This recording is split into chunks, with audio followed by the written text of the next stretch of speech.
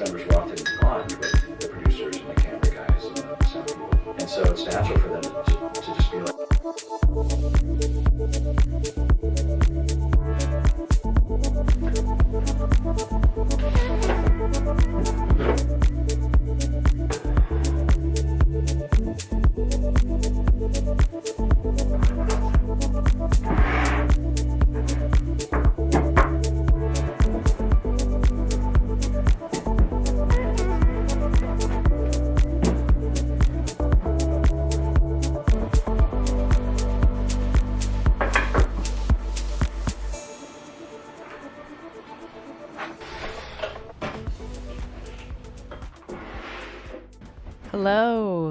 Hello everybody.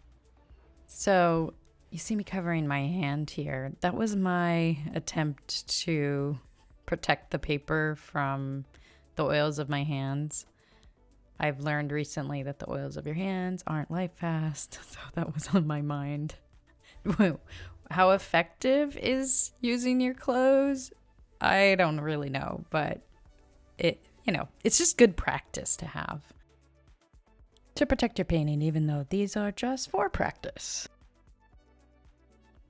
After my frustration during the 31-day challenge of not having any of my pencils show up when I was using color erase pencils while I was filming, I decided to go back to one of my favorites, and that is my Blackwing Palamino. It's not shiny and it's very dark. I tried to do a more detailed sketch than I have been doing previously because one of the artists that I follow, Kellogg Loops, he does a very detailed sketch, and I feel like I really love how his paintings come out, so I thought I'd try it.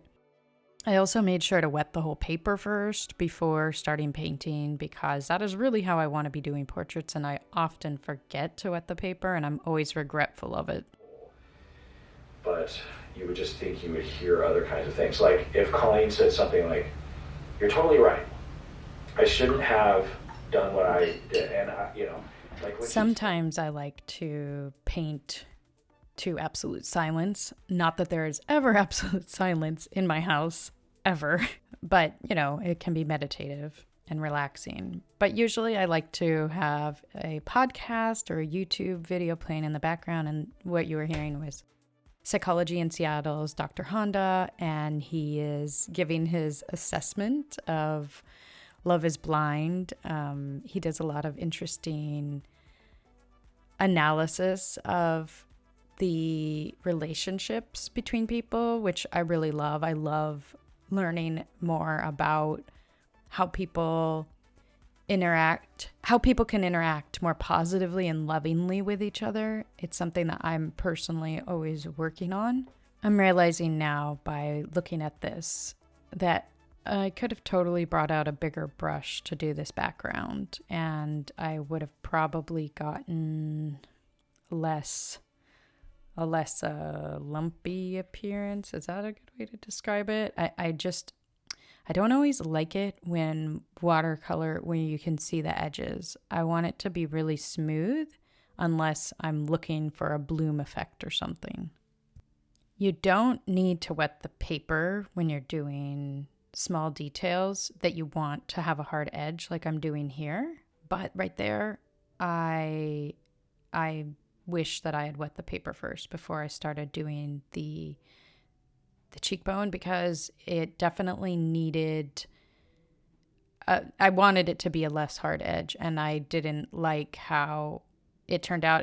It's okay because later I end up covering it up, but if that was going to be the only mark I made, I really don't like how it turned out. To just be like, am I wrong here? What's going on? You saw the whole thing.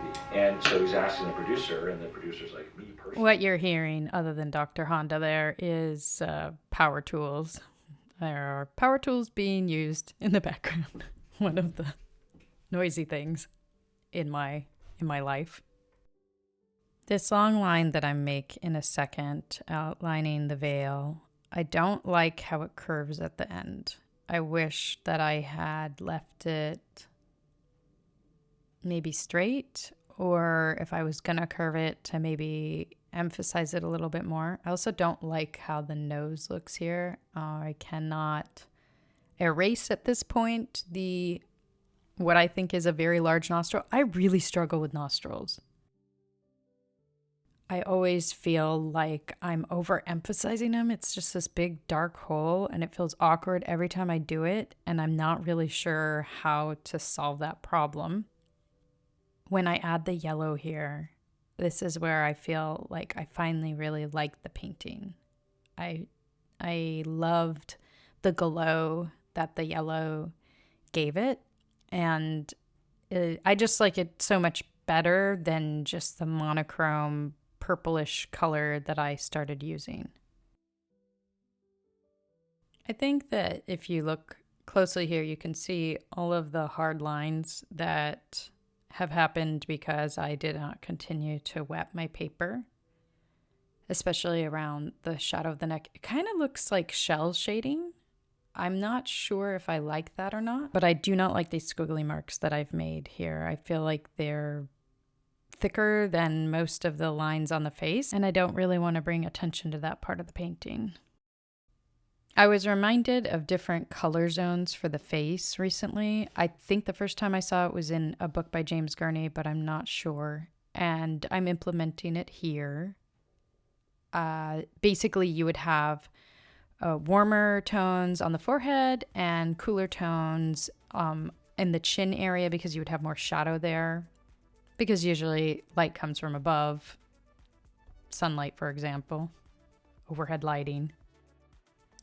At this point, I'm basically happy with the painting, and I break out my newly discovered amazing white Prismacolor pencil, which can erase all horrible watercolor mistakes.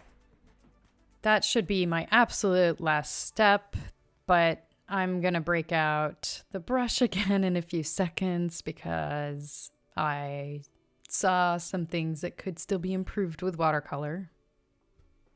I rediscovered this brush a couple of weeks ago, and I do think that it is fantastic for small details. It holds a lot of water and it keeps a sharp point. I believe it is animal hair. And I haven't actually done a tremendous amount of research between synthetic and animal hair brushes. I know that it is quite possible to sustainably harvest hair from animals, wool, for example. And I don't believe that creating more products out of petroleum is necessarily not hurting animals. When you create products from petroleum or plastic, that petroleum comes from somewhere, and the harvesting of that can have detrimental effects to the environment around it, including animals. So that's the main reason I haven't done the research. I'd rather just use the products that work for me and then take really good care of them, hopefully give them a really long life, and then not consume as much material wherever it comes from. And we're done in under 10 minutes. Thanks for joining me. If you haven't subscribed yet, please consider doing so. And then hopefully I will see you in the next one. Bye.